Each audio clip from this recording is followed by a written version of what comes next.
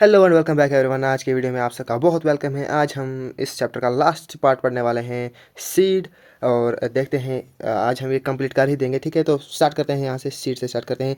In angiosperms the seed is the final product of sexual reproduction. जो angiosperms होते हैं ना, उसमें फाइनल प्रोडक्ट क्या होता है? फाइनल प्रोडक्ट होता है सीड उसमें, ठीक है ना। It is often described as a fertilised ovule, और इसको क्या कहते हैं? इसको और एक नाम है, इसको फर्टिलाइज्ड ओयूल भी कहते हैं, ठीक है ना। Seeds are formed inside fruits. Seeds जो होते हैं ना, वो फ्रूट्स के अंदर होते हैं। A seed typically consist of seed coat, cotyledons and an embryonal axis. जो सीड होता है ना, ये बना होता है, पहले तो ये बना होता है किसका? सीड कोट का, और कॉटलिडन्स होते हैं इसमें, और एम्ब्रियोनल एक्सिस होते हैं, और एम्ब्रियोनल एक्सिस भी होते हैं, ठीक है। द कॉटलिडन्स फिगर 2.15 ए, जो कॉटलिडन्स होते हैं ना, of the embryo axis of simple structures. ये एम्ब्रियोनल ये एम्ब्रियो के मतलब कॉटलिडन्स होते हैं ना, ये सिंपल स्ट्रक्चर होते हैं, ठीक है। Generally thick and swallow due to storage of food reserve. और ये क्या होते हैं? ये थिक होते हैं, थिक मतलब मोटे होते हैं, और फूले हुए होते हैं, क्योंकि इनमें क्या होता है? स्टोरेज ऑफ फूड होता है इनमें, एज इन लेग्यूम्स, जैसे कि हम लेग्यूम्स में जानते हैं।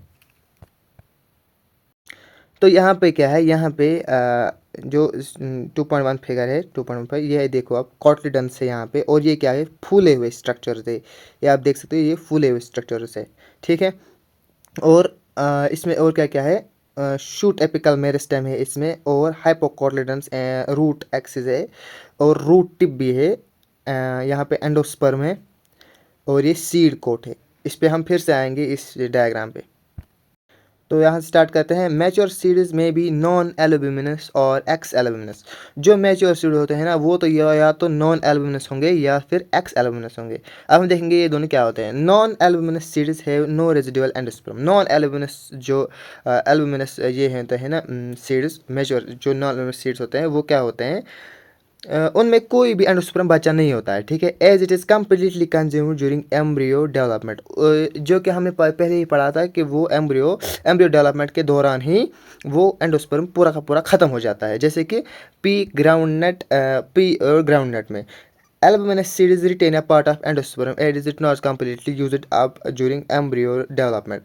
Albuminous seeds जो होते हैं, वो उनके पास कुछ एंडोस्पर्म का पार्ट बचा होता है, क्योंकि वो उसका पार्ट कंप्लीटली यूज़ नहीं हुआ होता है। कब? एम्ब्रियो डेवलपमेंट के दौरान। जैसे कि यहाँ पे लिखा हुआ है example, wheat, maize, barley, castor, ठीक है। ये सारे इसके एग्जाम्पल्स है। Occasionally in some seeds such as black pepper and beet, जैसे कि ब्लैक पेपर एंड बीट में remnant of nucellus are also persistent. जो रेमिनेंट है ना, ये न्यूसेलस के, वो परसिस्टेंट होते हैं। This residual persistent nucellus is perisperm. और इस रेजिडुअल परसिस्टेंट को क्या कहते हैं? पेरिस्पर्म। अब यहाँ से ऐड करेंगे। Integuments of ovule harden as tough protective seed coats, figure 2.15 A. जो इंटीग्मेंट्स होते हैं ना, ओव्यूल के जो इंटीग्मेंट्स वो हार्ड होते हैं, और क्या करते हैं? वो प्रोटेक्ट करते हैं, और टफ मतलब प्रोटेक्ट करते हैं सीड कोट को। The micropyle remain as small pore in the seed coat. जो माइक्रोपाइल होता है वो स्मॉल वो होता है, वो माइक्रोपाइल क्या होता है? वो स्मॉल पोर होता है, जहाँ वो स्मॉल पोर होता है कहाँ पे? सीड कोट में। This facilitate enter of oxygen water into the seed germination. ये मैंने आपको पहले भी बताया था, जो माइक्रोपाइल एंड की तरफ से ही होता है क्या? ऑक्सीजन एंड वाटर की एंट्री होती है वहीं से। कब? जब जर्मिनेशन होती है। As the seed matures it is water content is reduced and becomes relatively dry. जब एक सीड मैच्योर होता है, तब क्या होता है? जो वाटर कंटेंट होता है वो बहुत कम हो जाता है, और क्या होता है? सीड जो होता है ना, वो बहुत ज़्यादा ड्राई हो जाता है। 10 to 15% moisture by mass. 10 to 15% उसका मॉइस्चर जो है कम होता है, रहता है फिर। The generally metabolic activity of the embryo slow down. और जो मेटाबॉलिक एक्टिविटी होती है ना एम्ब्रियो की, वो स्लो डाउन होती है, ठीक है। The embryo may enter a state of inactive called dormancy. Embryo जब एक स्टेट में जाता है, इनएक्टिव स्टेट में जाता है, उसको डोरमेंसी कहते हैं। और फेवरेबल कंडीशंस आर अवेलेबल। अगर फेवरेबल कंडीशंस होंगे, जैसे कि एडुकेट मॉइस्चर, बहुत अच्छा मॉइस्चर होगा, ऑक्सीजन, सूटेबल टेम्परेचर, ये सारी चीज़ें, दे जर्मिनेट, वो क्या होगा? वो जर्मिनेट होगा। As ovule mature into seed. जब एक ओव्यूल कब क्या होता है? मैच्योर होता है सीड में। जब एक ओव्यूल मैच्योर होता है सीड में, ओवरी डेवलप्स इनटू फ्रूट, और ओवरी होता है डेवलप किसमें? फ्रूट में। That is the transformation of ovule into seed and ovary into fruit proceed simultaneously.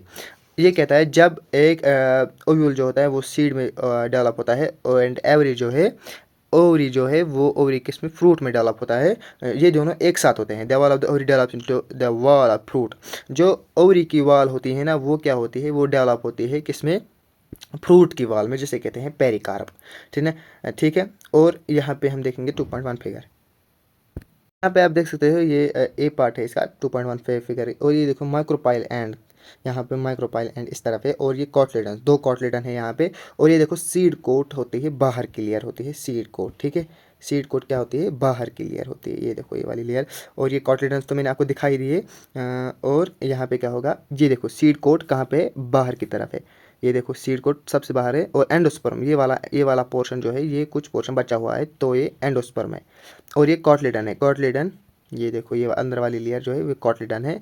And hypocotyl, यहाँ पे देखो हाइपोकोटाइल, ये रहा, ये हाइपोकोटाइल है। यहाँ पे भी ये हाइपोकोटाइल है जो रूट एक्सिस को बनाता है। और शूट एक्सिस बनाती है ये दूसरी वाली मेरिस्टम। और ये देखो रूट टिप, ये रूट टिप यहाँ पे, ये शूट एपिकल मेरिस्टम यहाँ पे, ये देखो यहाँ पे ये वाला पार्ट। और ये हाइपोकोटाइल एक्सिस है, हाइपोकोटाइल जो रूट को बनाती है, रूट टिप यहाँ पे देखो। और ये एंडोस्पर्म, कुछ एंडोस्पर्म यहाँ पे भी बचा हुआ है। ठीक है। और ये पेरिकार्प, पेरिकार्प जो बाहर की लेयर है। और एंडोस्पर्म यहाँ पे देखो कितना ज़्यादा एंडोस्पर्म बचा हुआ है। और ये स्कैटलम, ये भी हमने पढ़ा था। और कॉलिप्टाइल्स, ये देखो प्लीम्यूल है, प्लीम्यूल जो क्या, प्लीम्यूल जो बनाता है रूट, रेडिकल, रेडिकल से ये बनते हैं। और क्लोरेजिया, ये भी हमने पढ़ा था। ठीक है। द फ्रूट में be fleshy as in guava, orange, mango etcetera. अगर फ्रूट क्या होगा, फ्लैशी, फ्लैशी मतलब उसमें बहुत आउटर लेयर, आउटर जो होगा जो फ्लैशी होगा, अच्छा होगा, तो जैसे कि ऑरेंज या मैंगो में एक्सेट्रा। और मे बी ड्राई, अगर वो ड्राई होगा एज इन ग्राउंडनट, ग्राउंडनट मतलब एंड मस्टर्ड, ग्राउंडनट जो कि मतलब हम खाते हैं, और मस्टर्ड एक्सेट्रा, इनमें अगर वो ड्राई होगा, वो ड्राई होता है। ठीक है। Money fruits have evolved mechanism of dispersal of seed.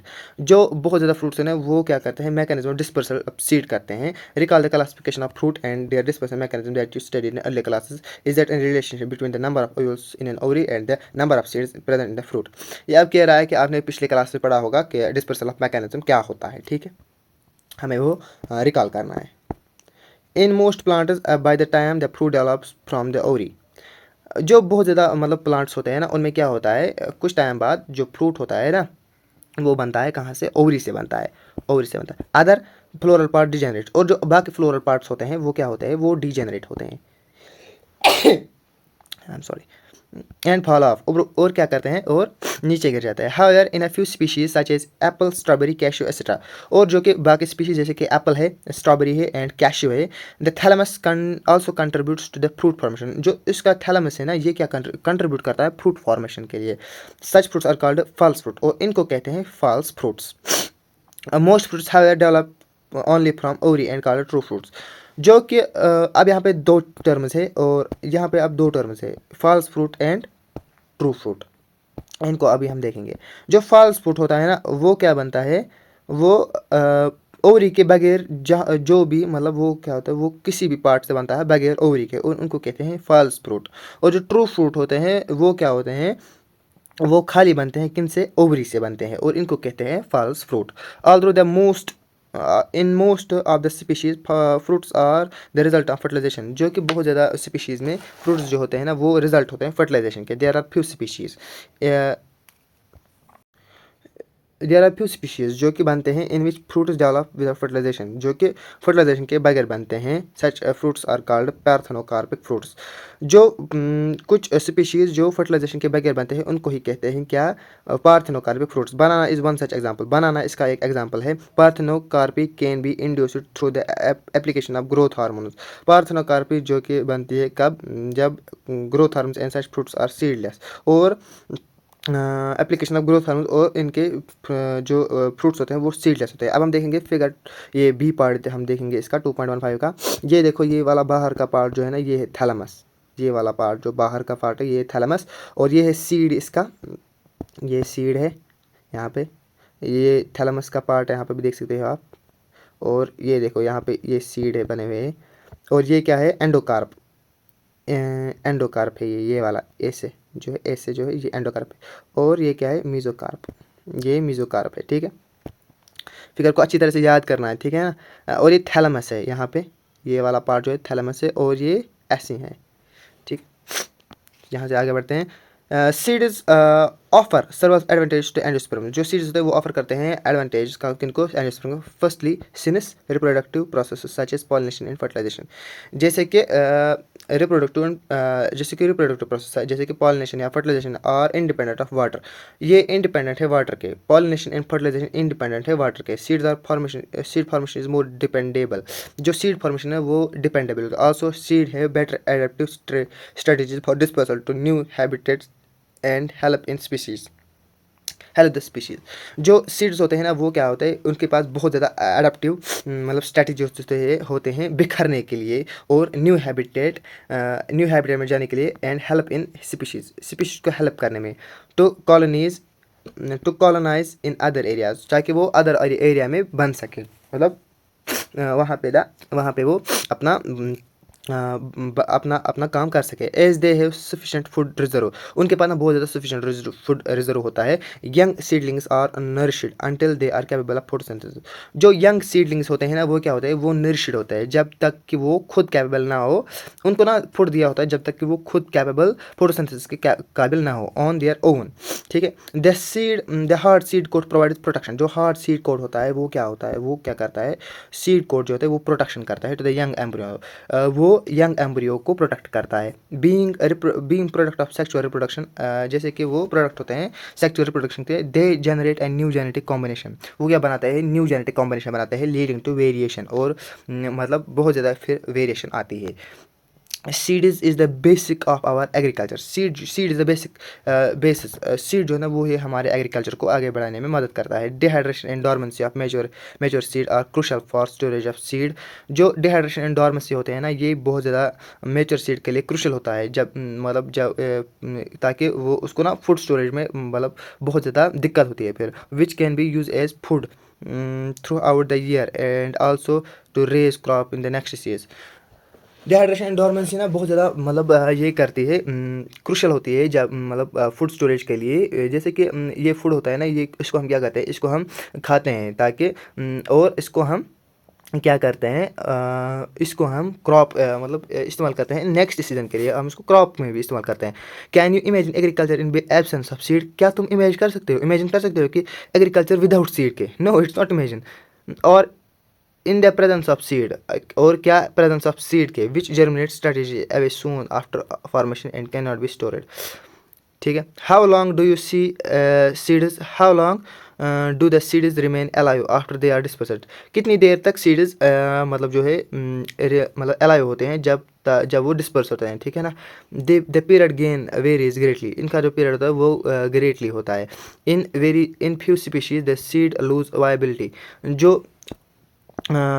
जो ना कुछ स्पीशीज़ में सीड जो होते हैं ना वो लूज़ करती है वायबिलिटी, कितने कुछ महीनों में। Seeds are large of number of species live for survival, जो कि बहुत आधे सीड्स होते हैं ना वो क्या होते हैं, उनके पास वायबिलिटी बहुत कुछ सालों के लिए होती है। Some seeds can remain alive for 100 years, और कुछ सीड्स जो होते हैं ना उनके पास ज़िंदा रहने की ताकत जो है वो 100 सालों तक होती है। There are several records of very old yet viable seeds, मतलब जहाँ पे ना मतलब यहाँ पे बता रहा है कि हमारे पास रिकॉर्ड है बहुत ज़्यादा पुराने सीड्स का। The oldest is that of Lupinus arcticus excavated from arctic tundra, जो ओल्डेस्ट सीड था ना वो कौन था, ल्यूपिन, ये जो ल्यूपिनस आर्किटेक्ट्स जो है ना, इनको क्या कहते हैं, इनको कहाँ से लाया गया था, आर्किटेक्ट टंड्रा से लाया गया था। The seeds generated and flowered after an estimated record,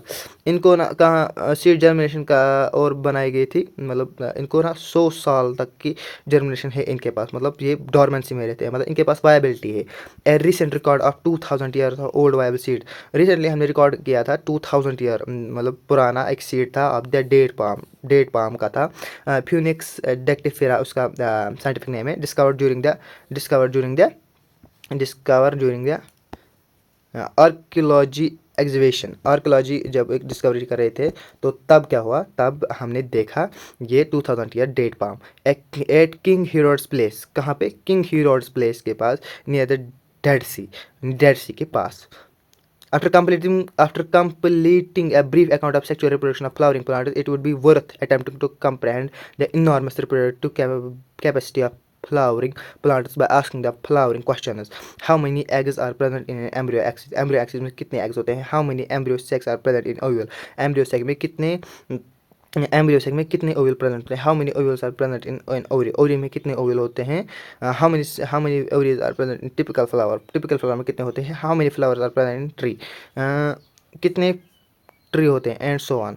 can you think of some plants in which fruit contain very large number of seeds? क्या आप तो बता सकते हो कि ना यहाँ पे ना ये वाली जो लाइन्स है ना, ये कुछ खास नहीं है, इनको बस पढ़ना होता है, ठीक है, और देखना पड़ता है क्या होता है।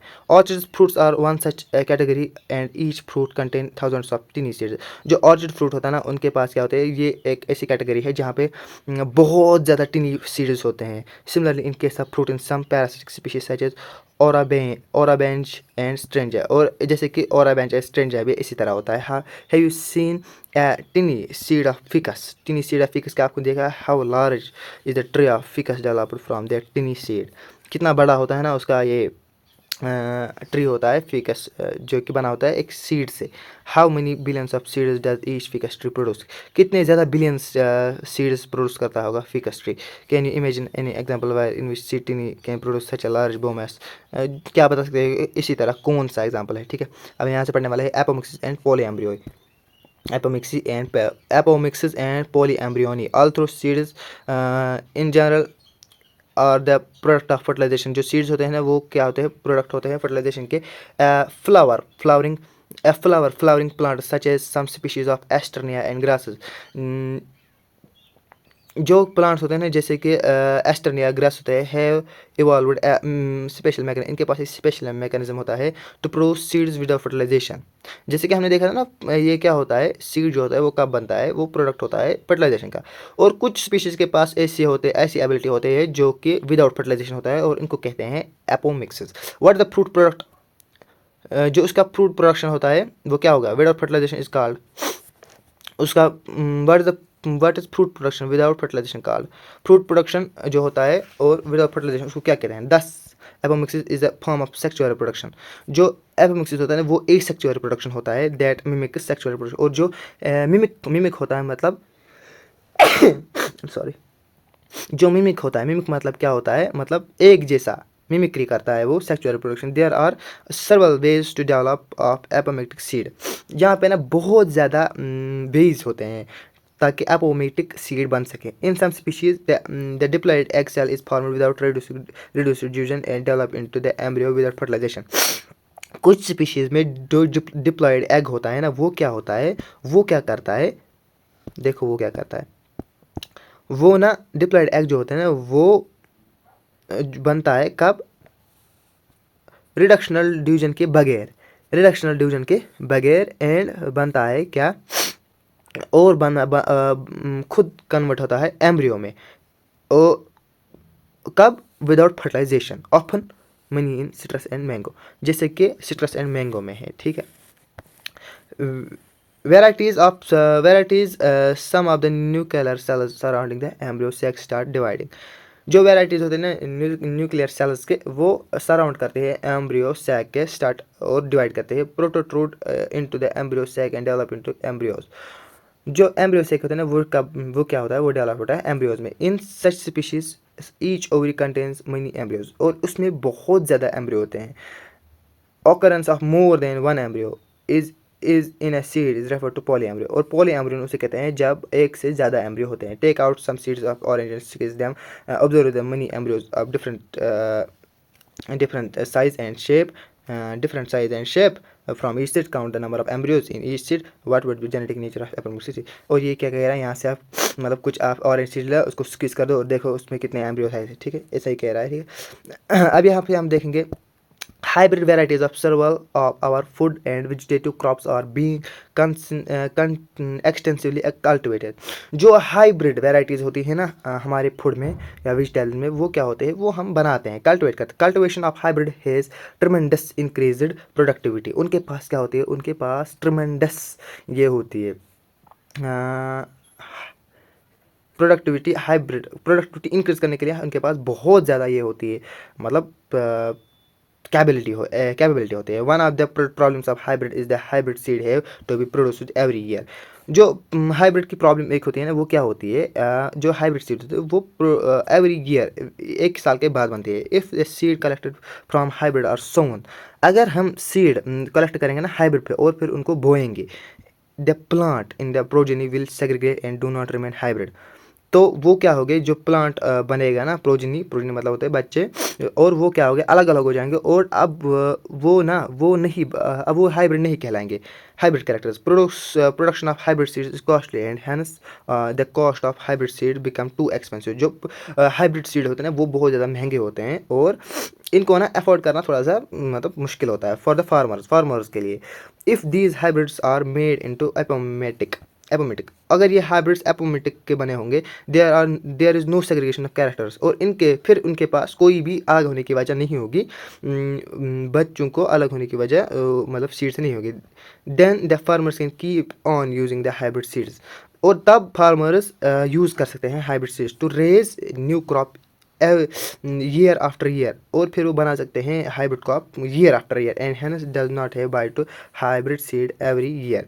और उनको क्या होगा, उनको फिर दोबारा हाइब्रिड सीड बाई करने की ज़रूरत फिर नहीं होगी. Because of the importance of apomixis in hybrid. क्योंकि इम्पोर्टेंस ऑफ एपोमिक्सिस जो हाइब्रिड सीड में होती है ना, active research is going on money laboratories around the world. जो रिसर्च आज भी हो रही है लेबोरेटरीज में, ताकि अंडरस्टैंड जेनेटिक एपोमिक्सिस, ताकि एपोमिक्सिस की जेनेटिक्स बता दें एंड ट्रांसफर एपोमेटिक जीन्स. और एपोमेटिक जीन्स, एपोमेटिक का क्या होता है, फर्टिलाइजेशन विदाउट यहाँ पे हमने पढ़ा था, फर्टिलाइजेशन विदाउट किसके, प्रोड्यूस विदाउट फर्टिलाइजेशन के सीड बनते हैं विदाउट फर्टिलाइजेशन, इसी को कहते हैं apomictic. Transfer genes into hybrid varieties, और हाइब्रिड वेराइटीज़ को बनाने के लिए. ठीक है, तो ये चैप्टर कंप्लीट हो चुका है. नेक्स्ट चैप्टर हम उठाएंगे, नेक्स्ट वाला चैप्टर जो है वो वाला उठाएंगे. ठीक है.